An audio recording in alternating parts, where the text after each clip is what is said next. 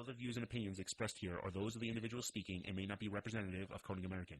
At times, language may be considered vulgar. Listener discretion is suggested. You are now listening to the Koenig Behind the Wheel podcast. What's happening? What's up? Welcome back to another episode of Wheel Wednesday. I'm Scott from Koenig. That is Jared from Koenig. You've seen us before. We've done this for almost 2 years now.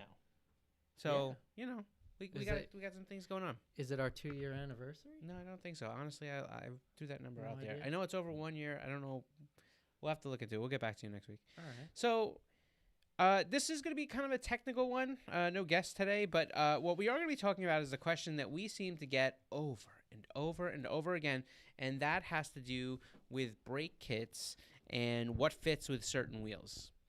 Listen, we are no doubt heading into race season. Race season is approaching, and as race season approaches, people are doing modifications to the car. They're putting on new big brake kits. They're putting on upgraded rotors. They're putting on all these different things, and they're changing the specifications of the brakes that they have on their car. And when you do that, there comes a real turning point there where you have to think, are these going to fit my current wheels? Or the wheels that I want to change to for this season, will they fit my big brake kit?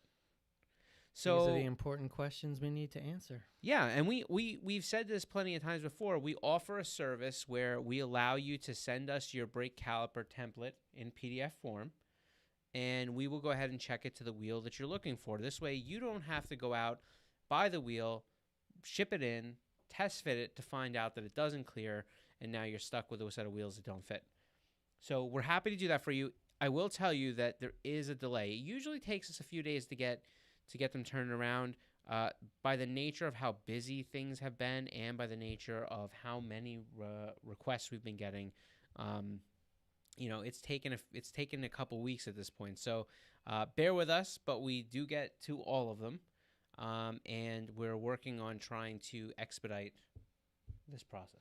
Well, and I think that's also part of the reason why we're doing the podcast as well, because if, they're understandably impatient, here are some tips of how they can measure it for us. Yeah. Or for themselves, rather. Yeah, I mean, and so look, like, with all of our technical information, we try to make it very technically related to wheels and make it universal enough that this obviously would be a same method that would work whether you choose to send your caliper to us or if you choose to send your caliper to another wheel company. I hope that you send it to us.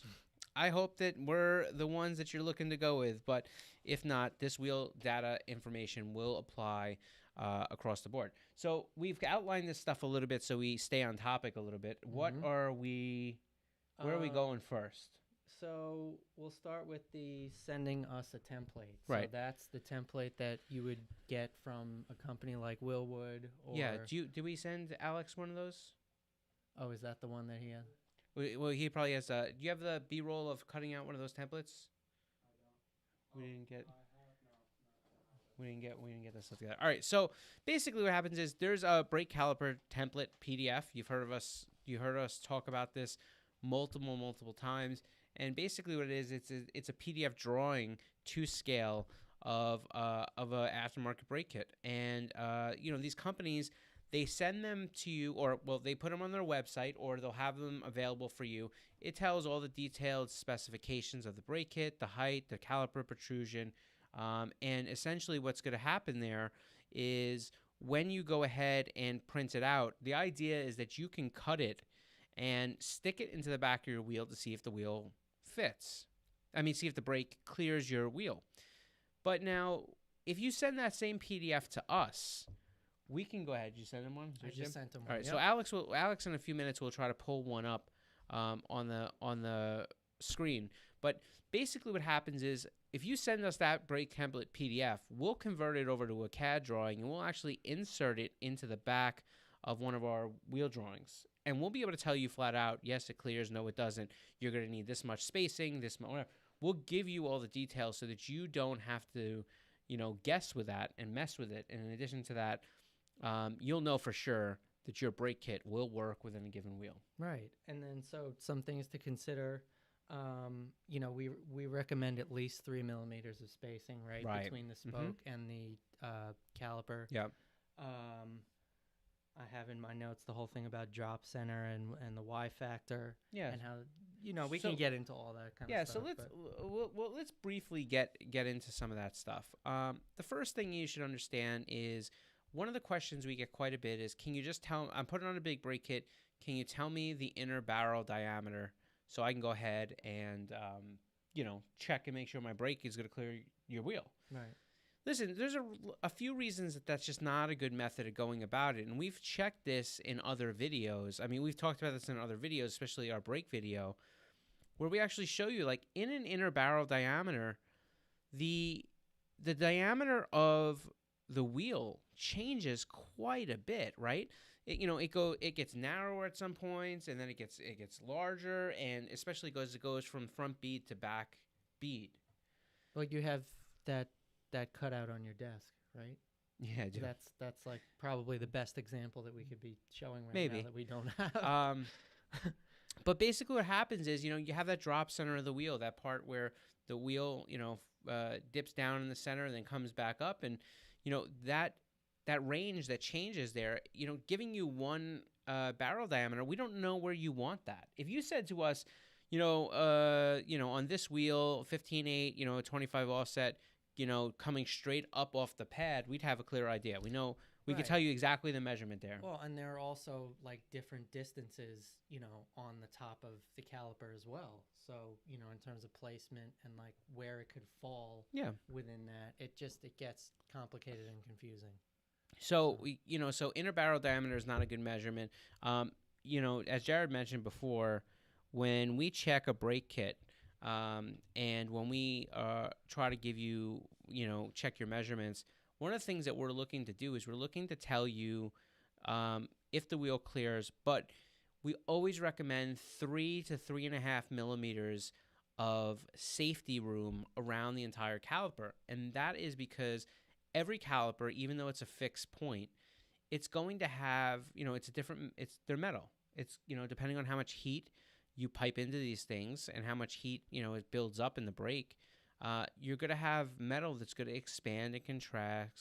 And especially contract at different rates. Especially when you're, in a race program. Yeah, when you're on track, it's one of those things. You're going to build up a lot of heat in those brakes. So, the one thing we do is we try to make sure that we build in a little bit of a factor of room there to allow for flex on a wheel, expansion on a caliper, and give you that safety room. Another variable that people don't think sometimes is sometimes the car will have a floating caliper, and they give us these measurements of their brake kit with used brake pads, but then they go put in new brake pads, and because of the floating caliper, it actually shifts the caliper a little bit. So, think about these things. This is, these are things that you want to, think about when you're giving us wheel data to put in. But again, brake caliper template PDF, and we will be happy to check it for you. Make sure it clears. I think the next one is the worksheet, which is what you've been playing around with. Yeah. So actually, you could put that up. That caliper drawing you just showed up. Yeah. Yeah. Is that literally is it- just on is it top on- of us? Is it On up the on the screen? screen? Oh, was that up on the screen? Yeah, pipe it up on the screen. Let's take a look at it. This is a good example. No affiliation with this company, but it was one of the calipers that we did have send to us. And basically, you can see this gives us a 2-scale drawing. It shows us where the center bore is, how far up the caliper is, how much protrusion is there. And this is an example of something that somebody would send in to us and would allow us to double check it into the back of a wheel and make sure that it perfectly, that it clears. And this is an example of a front and a rear or 2 different size calipers. And when that exists, what we're basically trying to do is make sure that no matter which caliper you run, it fits. Remember that it's not just the caliper you're also looking for, it's the height of the rotor. So, we had a good example of this Yesterday. earlier. Yeah, right. With the the new G80 M3 was it? Oh, yeah, but I was actually thinking of the person that sent us in the brake template and then said, I'm going to be doing this brake kit, but it's going to be an inch taller right, rotor. right. Yeah. So Yeah. we had I somebody didn't send that one to him. Yeah, that's fine. We have somebody that sent in a drawing, and they said, oh, we're going to be running this brake kit, the same caliper, but the rotor I'm going to use is going to be an inch taller. Well, that changes the whole dynamic, right? It's now we have to think about, is it perfectly straight up? Is it offset?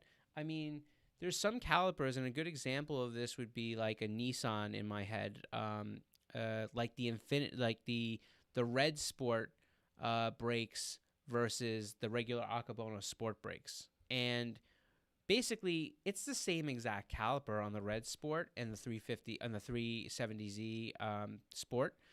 The difference is color, but that's not what you're here for. It's the height.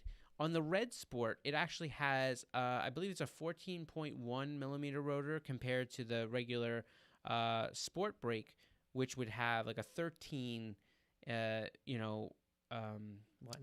rotor. Oh, okay. 13-inch rotor. So what happens is, you're talking about an inch placement. Well, in addition to that, the one thing we know is that rotor on the larger rotor is also about almost a quarter of an inch thicker. Oh, right. So now you have a placement where the rotors move the caliper's placement a little bit. So what I'm trying to say is, it's not just all about the caliper.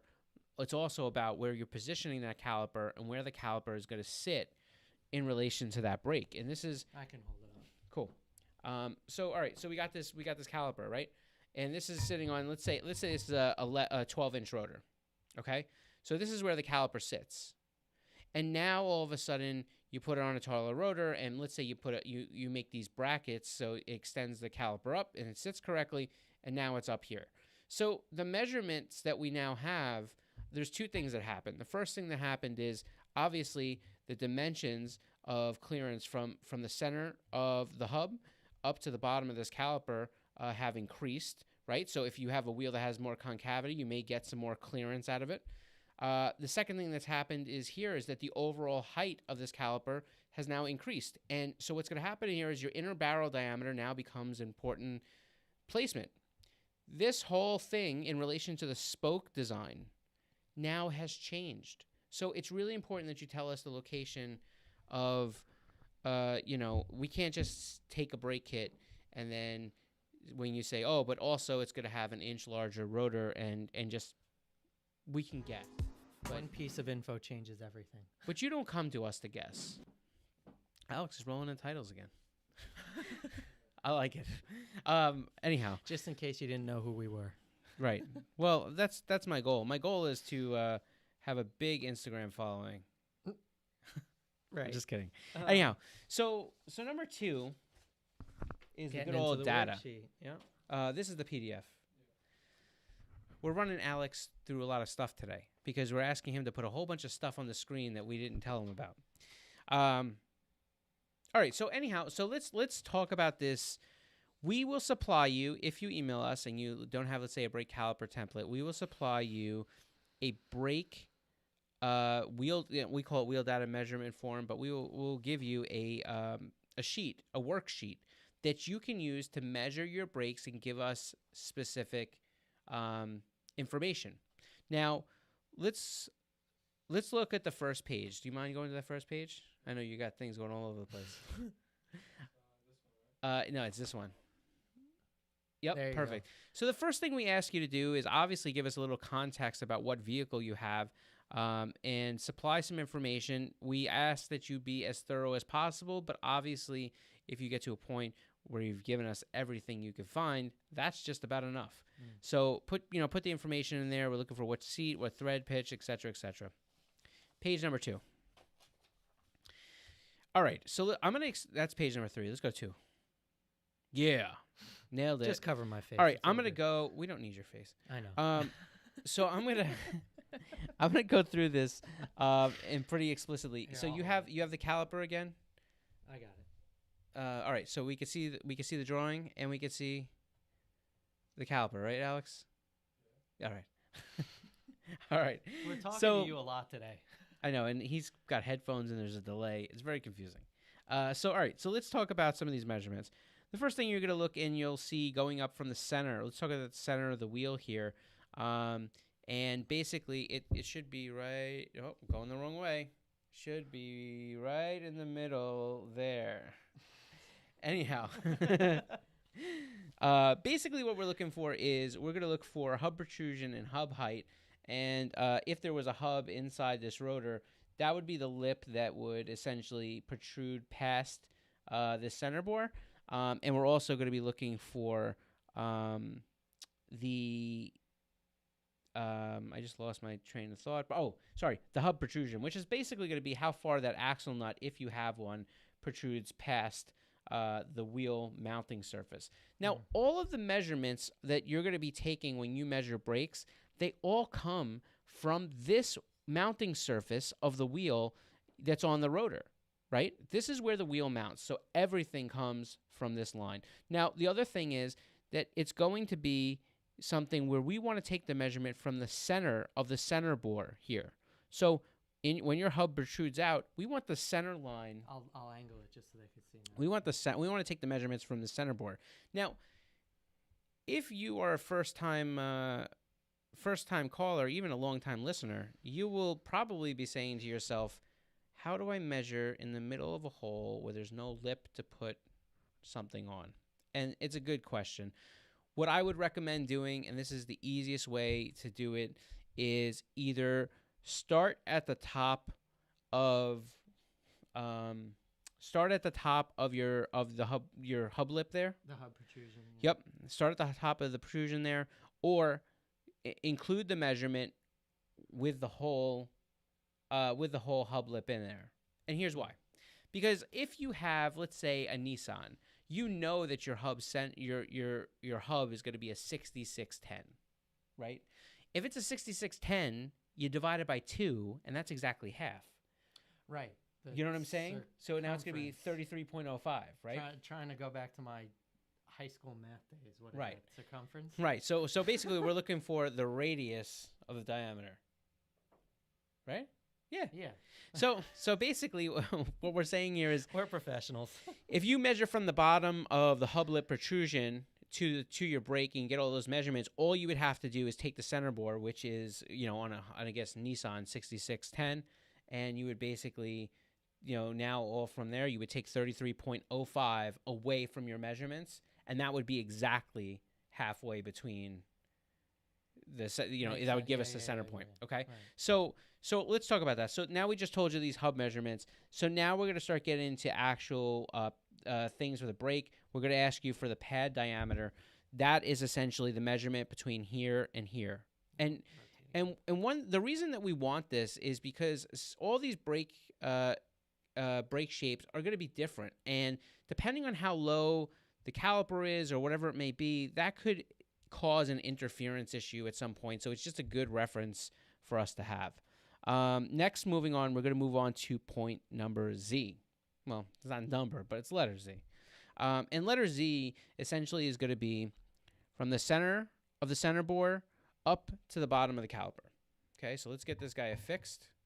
I'm all in. Okay, cool. Yep. So this measurement, Z essentially is going to be from the center of the center bore up to the bottom of the caliper, and that's your measurement Z. Measurement Y is going to be the entire height, so you're going to go from the center of the center bore, again, straight up to the top of the caliper. This measurement is what we're looking for to get the whole total overall brake height.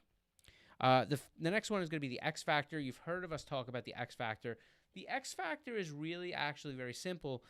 It's really how much this caliper protrudes past the surface, the mounting surface. So, in other words, from here, I totally didn't bring a straight edge, but I will use this beautiful piece of paper to replicate it.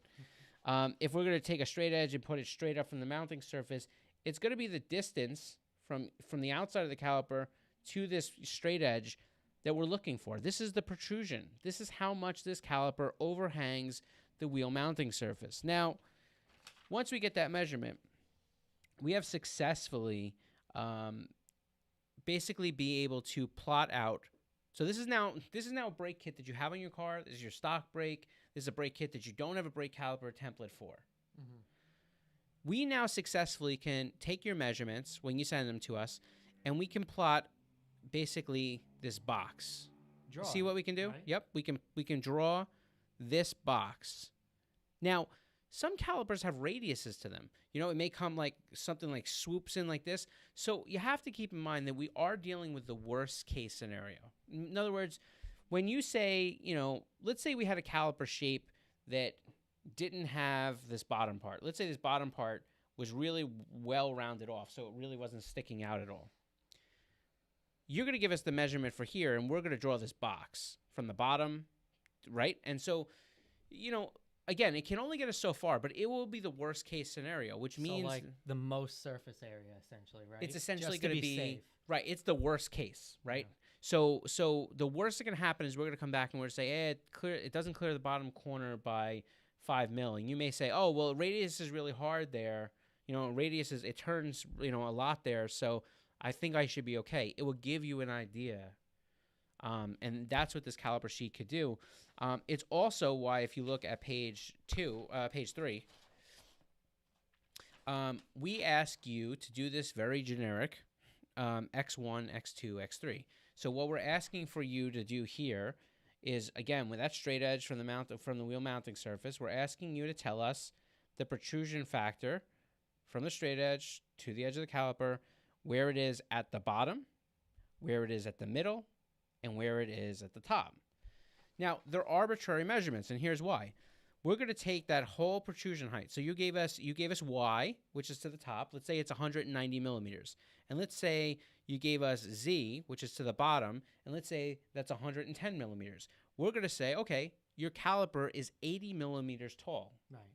With 80 millimeters of height on that caliper, we're going to plot 1 at the bottom, 1 directly in the middle, so at 40 millimeters, you know, in the middle of this caliper height, and we're going to plot 1 at the top. And because you've given us those X factors as the caliper changes, we're going to now be able to increase our accuracy by essentially drawing a rough caliper shape.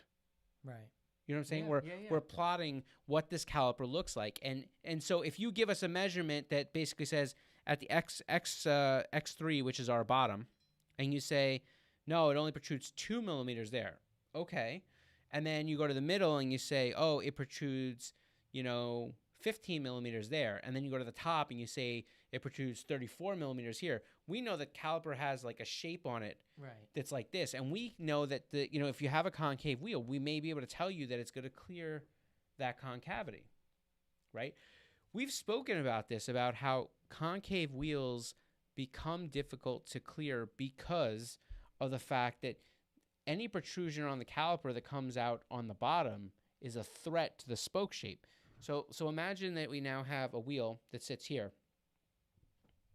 and as the wheel's spoke bends, it's going to go like this, right? Here's the concave.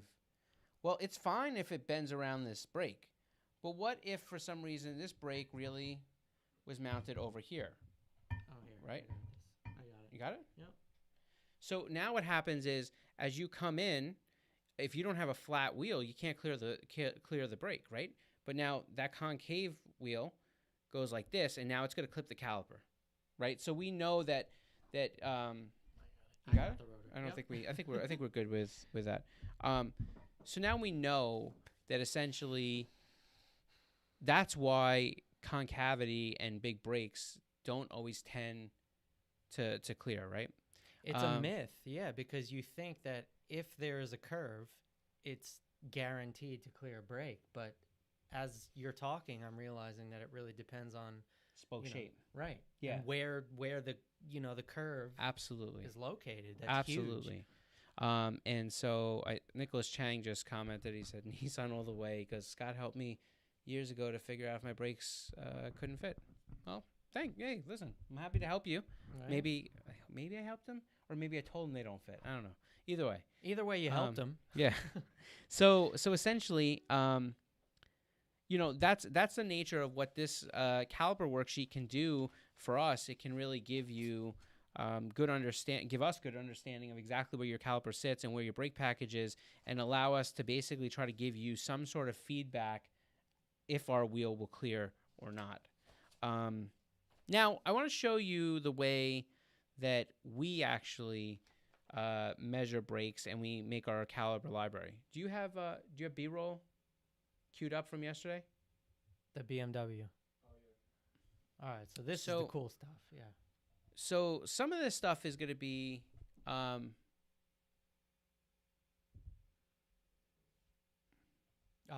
that's you doing the worksheet? Yeah. Yeah, right. Here, take this down for a second. Anyhow, bottom line is, so what happens here? Do you have any close-ups of? Yeah, there should be. Just show the close-up parts.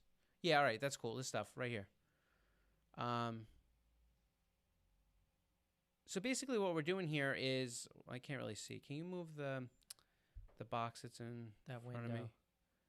Clearly, we've done this before, people. We're working on it. Well, but that's what you're using right now. Yeah. Is that funky little red? And I'm going to show you what we're doing here. But essentially, what we're doing here is we're actually going from the center of the caliper. Of this wheel of the hub here. Oh, right. Yeah. Right. And we're basically trying to trace a bunch of different things here to make sure that we that we're getting the caliper shape. And so this is really how we do it, but it's also how you can do this to be able to send us the most accurate drawing possible. We're going back to Jared's gonna, we're gonna do this. It's gonna be a little harder because Jared's holding it. It's not as easy on a car, but these are things that you can get on Amazon. They're caliper profile gauges. They've been used in a lot of different, not caliper profile. I'm sorry. They're contour gauges, profile gauges, and basically what happens is, as if you were to jam this thing into different spots, it basically holds the shape of whatever you push forward, right? So what we're essentially doing here is we're going to clear this thing out, and what we're going to do is we're going to come in here and we're going to try just to push this straight in. Again, we're going to have more trouble here because I'm trying to give you resistance so it could. Yeah, I know. It's a little tougher when it's not on a car. On a car, you just kind of push in. But essentially what's happening here is we're just trying to draw this caliper shape, right? So what I'm going to do is I'm going to kind of push in a little bit, just kind of get this shape going. Okay. Right, got now there. I guess you got to get under the piston just to make sure, right? Yeah, I mean, again, some of those. I don't need to do this perfectly. All right. We're kind of there. Kind of, sort of. Kind of, sort of. Right? Yeah, pretty much. Okay. So what happens is we now start to get a shape like this. And all you're going to really do is then take this and you lay this down on a piece of paper and you would essentially just draw it. Now, what we have here, let's look at this data. What we have here is, this is basically the outline of the caliper. So this is the part that's protruding. So what we have here is we can see, here's the centerboard, right in here. So here's your centerboard. Here's the flat part, the mounting surface. Here's where we have right under the caliper, right here. And essentially, here is where the actual caliper protrudes. So what we can do is you can lay this down on a piece of paper and you can essentially draw it like this. And when you draw these things, you can actually put some measurements on it. And when you put those measurements on, what we could do from there is we can actually scale this drawing in AutoCAD and then be able to tell you exactly, because we'll have basically the exact shape of your entire rotor height. I mean, and that's the most accurate of the three options, the most accurate way to do it. Yeah, I mean, it's an option, and it's you know how we kind of measure it here, and obviously there's a lot of other details that happen when we measure, and maybe we'll make a video about exactly how we do measurements and stuff like that. But what we're essentially trying to do is we're trying to gather all the measurements of the brake package so that we can essentially draw it and store it in our library of calipers. So when you say, does my wheel clear my G37X or S or whatever it may be, we're able to plug it into whatever wheel you're looking at and tell you for sure, yes, it clears or no, it doesn't.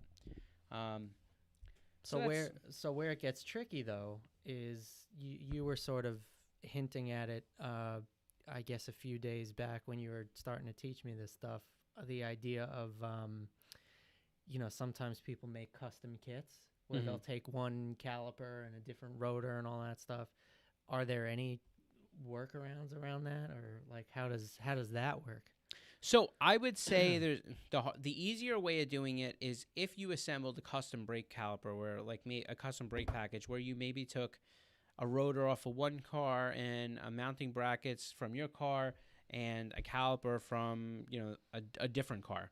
So you have 3 different model components. You're not going to be able to send us an email in and say, hey, I'm using a Hellcat Brembo caliper and a rotor from a Dodge Charger, and I'm also using the brackets that came on my Honda Civic. Like sending that type of combination together, we're not going to be able to give you a firm yes or no.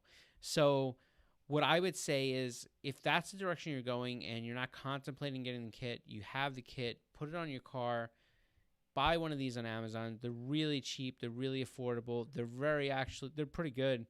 And literally just, push this straight into the wheel and to the brake and rotor package, so that it includes the entire centerboard and it follows the profile of the caliper perfectly. Right. And what I usually do is I push it into the car to the point where I bottom out this against the mounting surface if I can. Hopefully, if not, some brakes are massive, but this usually gives you, a fair amount of large caliper clearance. I mean, you'll get it. This tool has a lot of room in it. And I mean, ultimately, you're using it for the shape, not for like the depth of how big the brake is, right? Well, not necessarily, because we don't need to go the whole caliper, but we do need to pull out all the difference to be able to get enough protrusion from this thing, Right, yeah. So if the caliper pushed out this much, great. But, think about how big this caliper would be. I mean, very few times that happens. But essentially what ends up happening is we're going to get this entire shape here, including the whole centerboard. And all we need to know when we get that drawing is, hey, like what car is it on? And you tell us, oh, it's on a Mini Cooper. And we know what size hub that is. And now we just go down to the point, and you basically just have to put a mark where that shows us here's where the centerboard is, or here's where the hub lip is. And we know exactly how much that should be, and we can scale the entire drawing up from that. Right. You know what I mean? And we can put this thing into scale and basically make your caliper drawing and figure out if this thing will clear or not. And it's super easy to do. I mean, literally, it's push, make sure everything's lined up. Like I said, I usually push it in till this part goes fairly flat, and then I just let this part protrude wherever it is. And then what I do is I kind of use, and you kind of saw it there. Yeah. I'll tap my hand along the profile to make sure that I'm completely flat, and I try to just make sure that this is perfectly, parallel to the actual rotor. But right. I just kind of tap. I kind of tap this in all the way just to make sure I have the right contour. And then once I have this shape, I kind of know what's up. And generally what happens is I will, once I get to the point where I've done this and now this is my shape, I will go to the top. Let's say the caliper ends here. I'll go to the top and I'll take all these and I'll push them straight back. So once I see in the drawing that this is all the same, I now know, all right, here's the top of the caliper. Right. Right. And that's traditionally what I do. And by doing that, there's no guesses. We know exactly the caliper shape. We know the heights. All right, here's the centerboard. So this is the top of the centerboard. So we know if it's 66, we know exactly where it starts. Mm-hmm. We can go halfway down. I like to, if the brake package isn't really tall, which it usually isn't as tall as this is a 10-inch tall one. I try to make sure that when I do the when I bottom this part out, that I put in, I make sure that I catch all of the entire centerboard. So this will roughly, when you say mini, we kind of know, all right, that's supposed to be, not mini. We say this, I checked the Nissan. This is supposed to be 6610. Right. Gives us a starting point, and then we're able to go follow the shape up, see the height, and really tell you if it clears or not. And this is something that, like, especially for racers that are going to constantly change, their brake packages, brake kits, do funky things, custom setups, custom calipers. They're going to change wheels quite a bit. This is something that, like, literally costs no money. Somebody just said link that measuring tool. Yeah. I don't know which one this is. I will say go onto Amazon and type in, I think, profile gauge, and then type in widen profile gauge. That's how you get the bigger ones. And you'll find plenty of these. And a lot of the kits end up coming with a secondary smaller one. Yeah, I was going to ask about that. Do you use that at all for the brake? I've used this one twice. One, I used it on, like, there was like a brake that was really tall. So what I essentially did was I used this to measure all the way up to a certain point. I put it down. I traced it. Mm-hmm. I put a mark, and then where I left off, I basically just jammed this one in there and just did the caliper shape. Right. Now, sometimes what I'll do is, if I run into that problem, I'll put a mark somewhere, jam this thing on the best I can, and then basically have to then realign this thing up. I was even thinking for a while that I would try to make a bracket to connect these two together to make a longer one. Oh. But, the thing is, it's like, what's going to happen. You're going to take this thing apart, and the whole damn thing's going to fall apart. So, Yeah. it's not And they're necessary. cheap enough. You could. It's not necessary. Like, I'm telling you, I've measured a lot of cars with this stuff, and for the most part, I would say that I have only had one or two brake packages that I can recall this just being so inoperable that I was like, ugh, like, I'm gonna have to think this one through, right? Yeah. I see some people saying link that tool. So here's the deal: just go ahead, go onto Amazon, type in widen contour gauge, and I'm pretty sure that you're going to find a bunch of these. And there's different ones and different price ones. We should make one of those. Imagine putting that new Koenig stencil we got on there. Oh boy.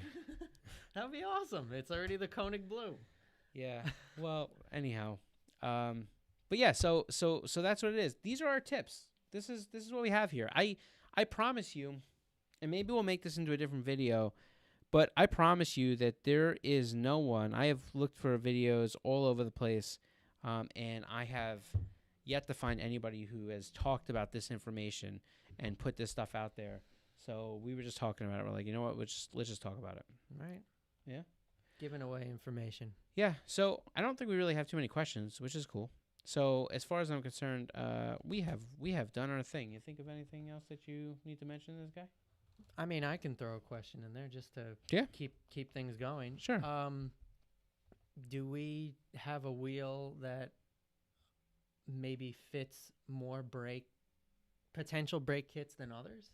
Yeah, I mean, so I think that kind of is it's a tough question to answer like that, but I will say that, generally if you have a big protrusion brake, if you have a brake that's really, has a massive caliper that protrudes past the wheel mounting surface, that what you really are looking for is a wheel that's going to be flatter, Mm-hmm. A wheel that doesn't have much concavity for it. You're going to be looking Like for, the tandem, right? well, no, because even this one makes a move. But yeah, I mean, this tandem's a little bit flatter, but there's other ones that have more concave movement to them. So, like a Renform is a good example of a wheel that's more flat, Mm-hmm. and that's going to gain you the most amount of caliper clearance. The flatter the wheel, the least amount of movement, the more caliper clearance you're going to have. One other expectation that we get quite a bit, and it kind of is something we've spoken about quite a bit already, is the narrower wheel that you choose at the higher offset is going to be the wheel that's going to be the one that really can't be concave because it's going to have less caliper clearance. Okay?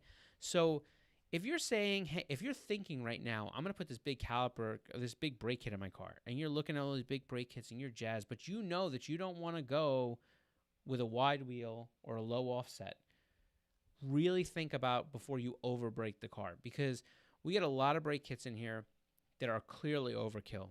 You know, eight piston calipers, 6 piston, big calipers.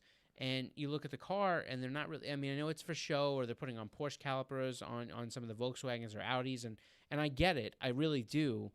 But understand, if you're looking to keep an 18.5 wheel at a 43 offset, you're going to be limited, like severely limited, and you're going to have problems being able to keep to get a wheel that clears your brakes. So think about this before you put the brake kit on the car. It's a good opportunity to utilize a service like the one we offer. Not every wheel manufacturer does it, but we do, and we're happy to do it for you, which is give us a brake template. Send us the one from somebody that's already assembled the brake template, or you can easily grab a hold of one of these guys if you already have the brake kit or your friend has the brake kit. Stab this thing into the wheel, into the brake kit. Put down some of those measurements. Even better, fill out the Caliper worksheet and send us a drawing. The more the merrier, yeah. Pretty much. And we'll do our best to check everything for you. I think the only other thing worth mentioning is, don't start shaving things down. That's another thing you have to mention, great tip. Before we leave, right? Yeah. Yeah, don't listen. I mean, there's a reason that a caliper has a certain amount of material on it. There's a reason a wheel has a certain amount of material on it. Trying to clearance either one of these parts is not a good idea. I don't care if you've done it before. This is actually the one thing I'm going to say, like, I don't care if you want to argue with me. It's not the right thing to do. Now, listen, I'm not talking about, like, finally shaving a little bit off the caliper as far as, like, it's just skimming. We're not talking about that. We're talking about, like, massively removing material. Never, ever, ever grind a wheel. Never grind a wheel. Like, I can't tell you that, like, all wheels are produced in a way that you're not going to be able to tell where the excess material would be if it exists or not. And grinding a spoke is a structural nightmare. Do not compromise the integrity of your wheels by trying to clearance them. That's not the right way to go about it. And it really could lead to catastrophic damage, and hopefully and unfortunately could lead to serious injury or worse. Mm-hmm. So same goes for the PCD area, right? You don't want to shave any part of the wheel. You just don't want to shave. Don't shave wheels. Like, just don't shave wheels. Buy the right ones. And if you got the wrong ones, sell them. And if you have to use other alternative methods of moving the wheel to different locations, things we can't endorse, I was waiting for that. then just think about what you're trying to do. But, that's our PSA for today. We ranted enough. But hopefully we did give you some information that you find useful. And if not, we'll have a new video coming out soon that further explains it. Maybe an FAQ, right? Maybe. Yeah, who knows? So, not expensive, pretty easy to do. Fitment worksheet is available if you'd like it. Give us a holler. Tell us what wheel you want us to check out. We will do so. And I don't know. I hope this was informational. If you have any other questions, throw them down below. We'll do our best to scan through and get back to you on them. And I don't know. Well, other than that, I mean, we have some of a piece of content coming out on Friday. We don't know what that. Yeah, I think it's a wheel tech. Okay. I think we have a wheel tech coming out. I don't remember which one. Car storage. Car storage. We're talking about Top car 5. Storage. All right. Hey, Sure. listen. That's what we're doing. But anyhow, that's it. For more information on this whole podcast thing that we're doing here, konigwiz.com/podcast. You can also listen to us on your ride home if you think that's safe. You can get the information how to do that on iTunes or Google Play. I believe we're on Stitcher, and I think Luis even got us on Spotify. So I want to say he did as well. Yeah, so we're around. We're around the hood. Download us. Take us with you. But that's it. Again, we go live every Wednesday at 3 p.m.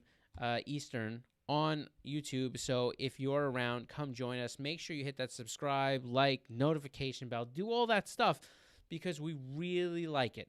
And we have a store, Right. Yeah, we do. right? You need some replacement parts, looking for some merch, KonigWheels.com. You can click on the store tab, or you can go right to store.KonigWheels.com. What do you think about that?